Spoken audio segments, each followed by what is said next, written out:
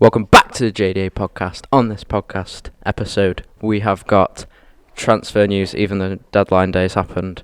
What else have we got? We have got the kit review of Nigeria, America, into Miami, all of that. And we've also got some reviews of the Premier League games and the fourth round replays that are coming up and the ties that are going to be in the FA Cup. One of the breaking news in the transfer status is... Not really breaking news, let's be honest. It's been a couple of days.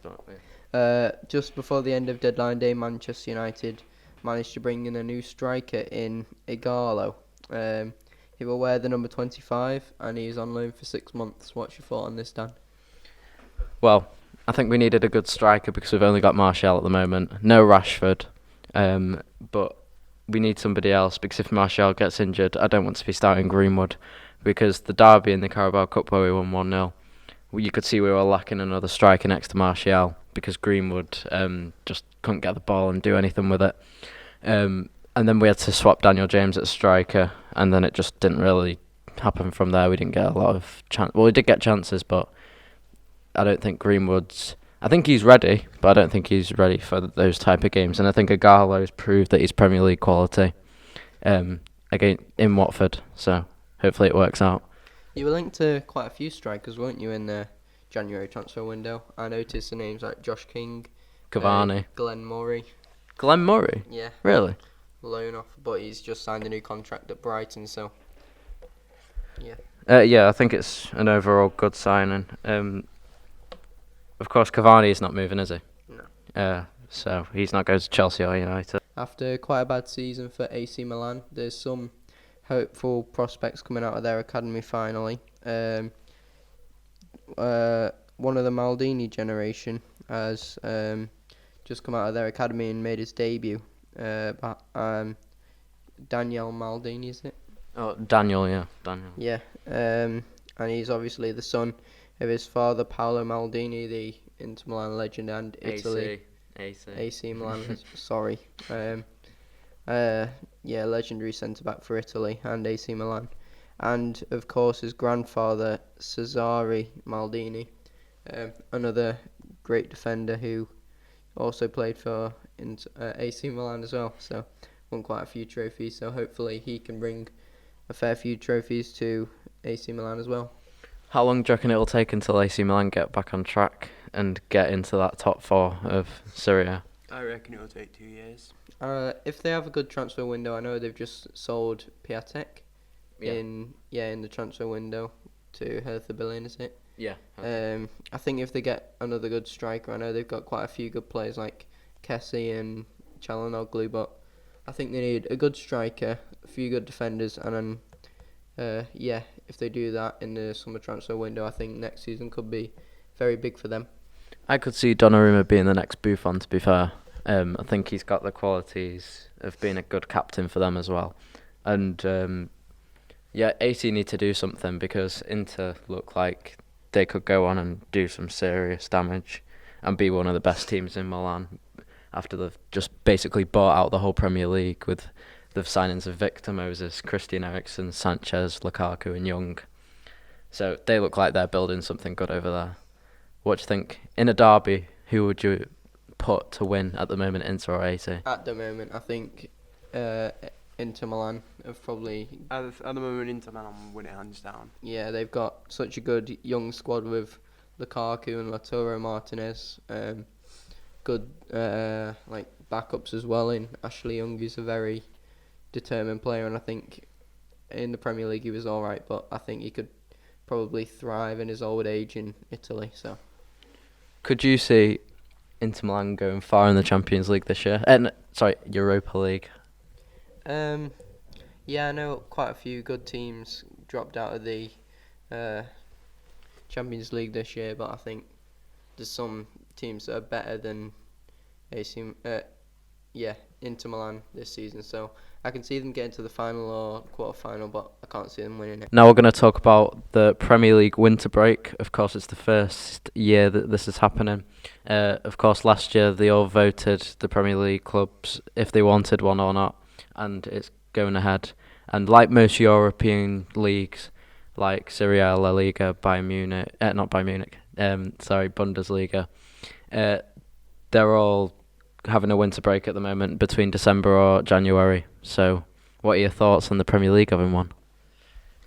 I think normally, yeah, they have a winter break and it's just like no teams play for 1 or 2 weeks. But I think this new system, it could work out. I think because there's 2 games on Saturday, 2 games on Sunday, and then you have a 4-day break, and then some other teams play Friday, Saturday, and Sunday, and Monday of the next week. So it's a bit for people who don't really know what's happening in the Premier League. I think it could be a bit confusing, but for the players having that rest and still getting to play and watch Premier League football, I think it's quite a good idea. Of course, United and Chelsea are playing on Monday Night Football, and that's the last game really until the winter break stops.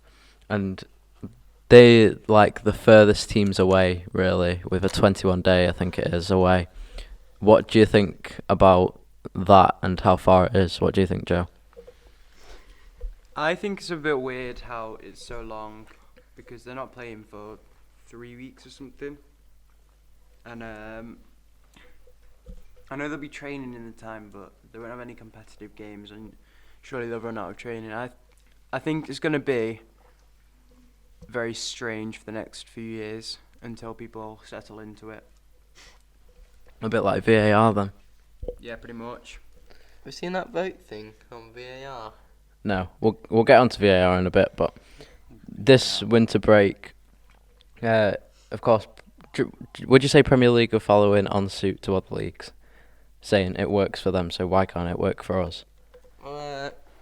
Probably, but I hope they won't, because Premier League's like no other league compares to the Premier League.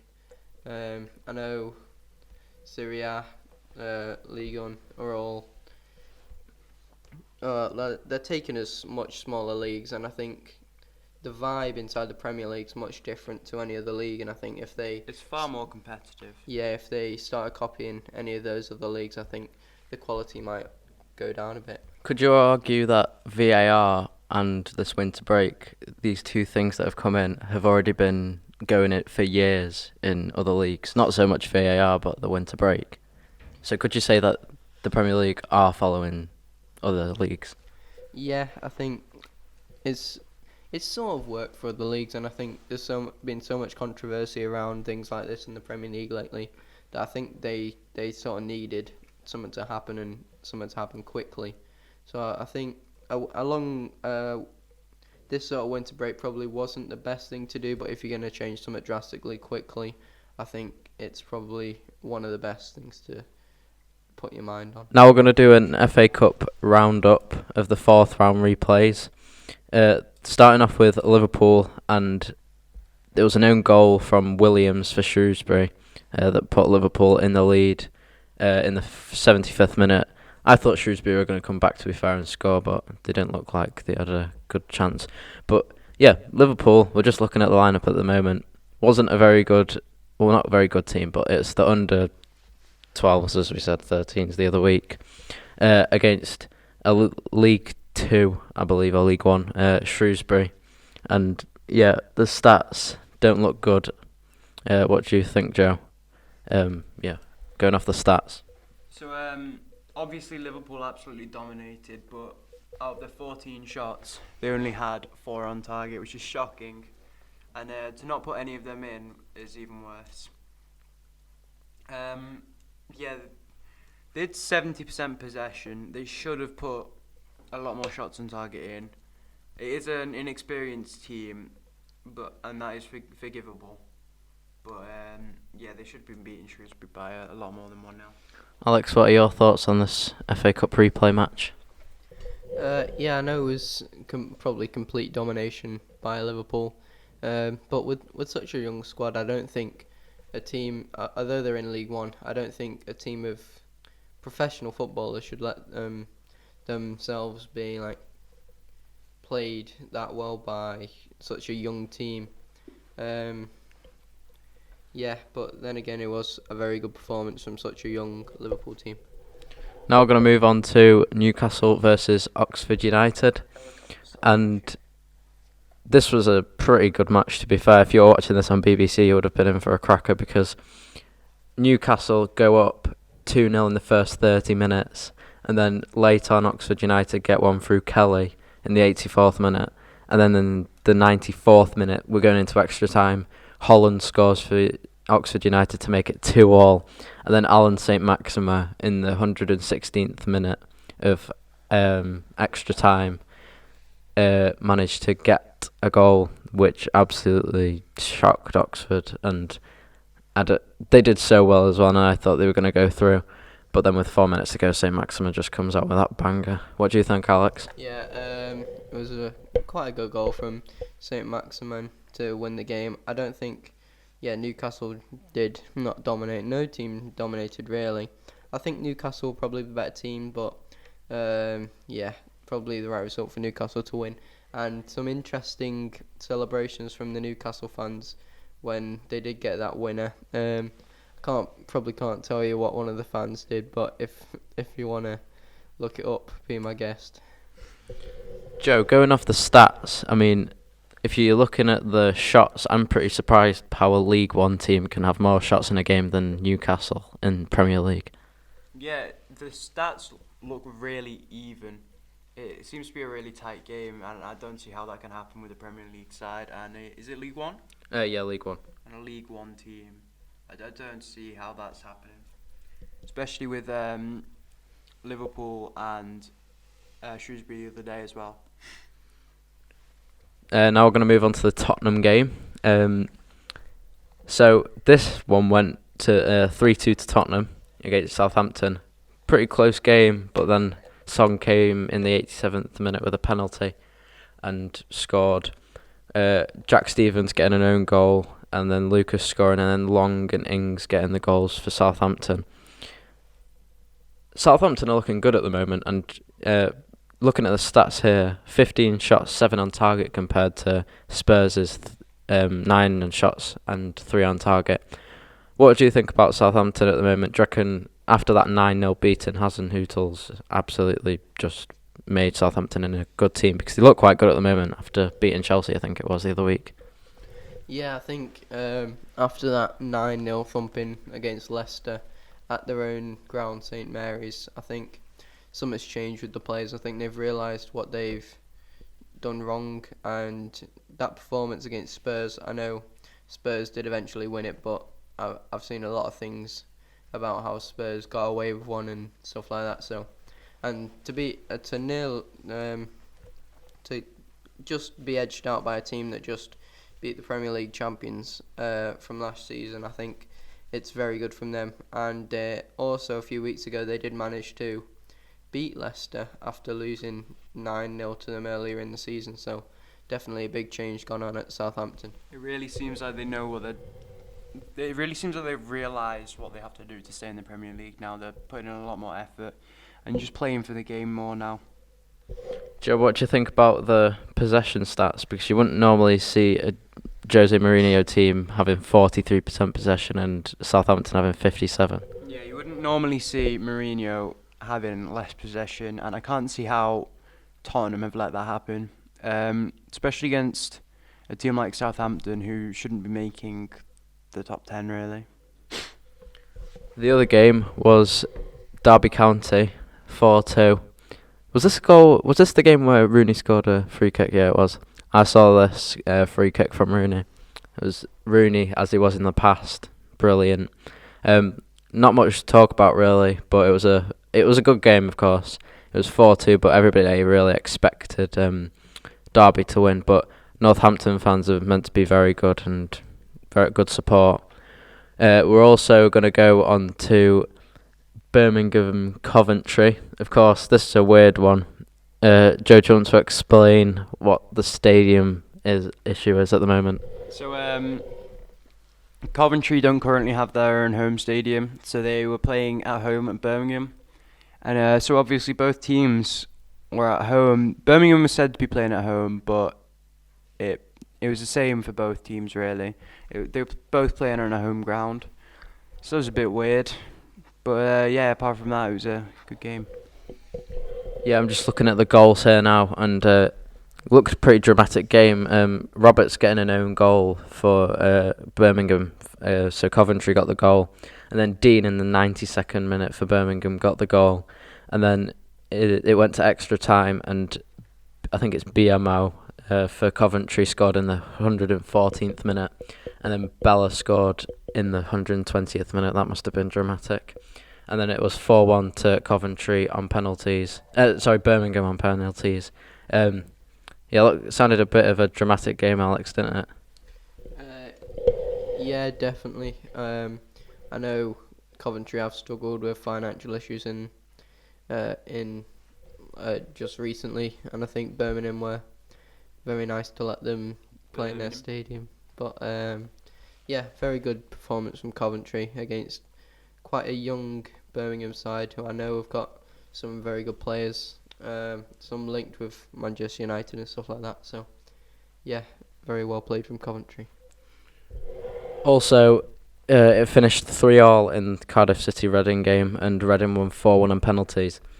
Now we're going to go on to some games that are going to be in the fifth round and what we think, like the big ones that stand out. So firstly, we're going to go with Chelsea versus Liverpool. Who do you think is going to win this?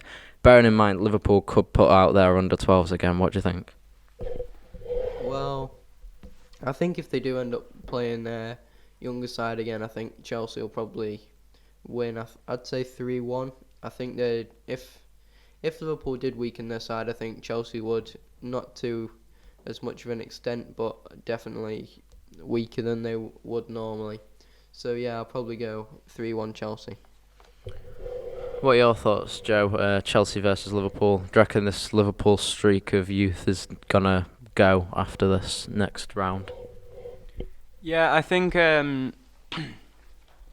think they'll start focusing on the Premier League more, and well, they already have been, but I do think they'll have to put in, like, if they want to stay in, they'll have to put in a more experienced squad, maybe subbing in a few players to try and bolster their youths and try and just teach them how a Premiership team should be playing, and I think that can really develop the squad with its depth and just experience, really.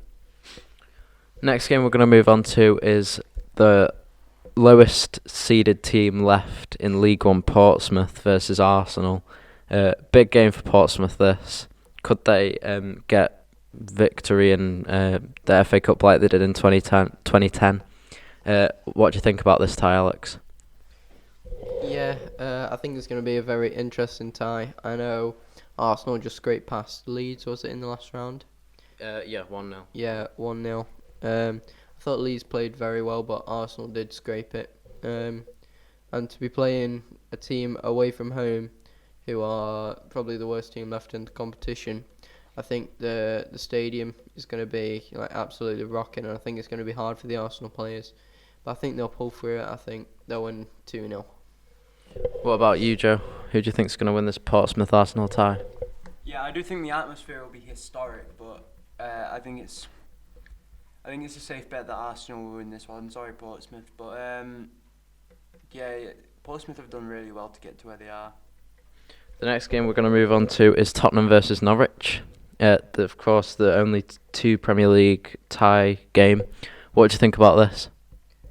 Tottenham-Norwich. I know Tottenham are in quite good form after beating City and only just scraping past Southampton. Norwich, on the other hand, haven't been playing that well in recent games. They've been finding it hard to score, so I'm going 2-1 Tottenham. What about you, Joe? Norwich currently sitting 19th in the Prem. What do you think about this tie? I know it's the FA Cup, not the Prem, but what do you think? I think there is a chance that Tottenham will slack off for a little bit. Not slack off, just like they won't be as focused as they should be. And maybe Norwich will scrape a goal, but it's pretty certain that it'll be a Tottenham victory. And the last game we're going to finish off is Sheffield Wednesday, who look like they could be pushing to the Premier League playoffs at the moment, and Manchester City. Of course, City have moved into second, but they're not going to get anywhere near Liverpool. And as I said before, Sheffield Wednesday pushing for promotion. But they've gone in a streak at the moment on the FA Cup. Of course, beating Brighton in the last round. Where do you see this one going, Alex? Yeah, I can't really see anything but a City win. I know Sheffield Wednesday have brought in quite a good few players, and I think they've been playing very well this season, much better than last season. In a season I know they struggled in. I can very much see them getting into the Championship playoffs. I know I watched Everton versus Sheffield Wednesday in the Carabao Cup, in which we beat them 2-0. They weren't amazing, but I noticed some quite good players, so hopefully they can give City quite a good run around. I'm going 3-0 to City. What about you, Joe? What do you think about this tie? I'm saying 2-0 to City because Sheffield Wednesday are a good Championship team, but they don't match anywhere near a Premier League side at the moment. But City are almost guaranteed to get through to the semis at least. Welcome back to an integral part of the podcast. Today we have yet another kit review. I've seen all the comments. Oh, JDA, where is it? The kit review, we want it back. So here it is. So, a good kit we have you for today is the new Nigeria kit, dropped by Nike just lately. I thought there was no beating of the last one, but this one just looks as good, if not better. The away kit, it's a bit meh, but some nice green on it. But yeah, I'd give it a solid 9 out of 10. The next one we're going on to is the United States of America. They've had a few good young players coming through lately. Anthony Robinson. That's probably it. Pulisic. But yeah, a nice new kit. Fully white and then some dark blue shorts, navy shorts. And then the away kit is full navy and some nice blue. It looks like paint splashes. But another nice kit. And then we have the new football team in Inter Miami, just been opened by David Beckham. A nice black kit, very sleek. I think that's the away one. Oh yeah, it is. That's the away shirt. Let me just try and find the home shirt. Because I'm pretty sure the home shirt will be pink, Alex, won't it? Will it? Yeah, because it's black and pink, the colours of the badge that we can see at the moment. Just let me find it. 1 second, sorry. I know this is an integral part of the... But I think Adidas, because David Beckham, of course, has got a lifelong partnership with Adidas. I think Inter Miami wanted to play a part in that and go with Adidas rather than Nike. Adidas. Alex is just trying to find it. 1 second. Let me just take you through some... Oh wait, I can't find it. They've probably not released it yet, let's be honest. They might have not. No, right, we don't think they have. The stadium looks pretty nice. Yeah, the stadium looks nice. David Beckham's looks really excited for this one. Hopefully they can be a very good force in the MLS and hopefully rival some clubs such as LA Galaxy in the years to come. So yeah, hope you enjoyed that kit review. Please leave a like for some more kit reviews next week. That's the end of this episode. Hopefully, your teams won't be playing this weekend unless you support a lower league team. I'm going to see Crew versus Oldham this weekend, and it should be a good game. What were you going to say, Alex? Playing Against who? Palace. Oh yeah, I thought it's the winter break. Two games. It's just a split. Oh right. Anyway, I'm not sure. Alex cares about Everton, but us two don't, do we? No, Everton aren't our main priority. Yeah. So I'm going to watch Crew versus Oldham this weekend. Hopefully, Crew can get the 3 points. Is it going to be a vlog? That's probably not, because you two aren't going, are you? And No. I'll look a bit sad by myself. Solo vlog. No, I'm not doing that. But yeah, do you want to add anything, you two? If you subscribe, then thank you. I know we've gone up to 32, I think it is, so thank you for that. And we've got 71 views on that Altrincham versus Bradford Park Avenue vlog. So thanks for that. We're going to end it there. That's a bye from me. And me, drop a comment on our YouTube and Instagram saying exactly what you want to change or to improve. And a bye from me. And a bye from me. And a bye.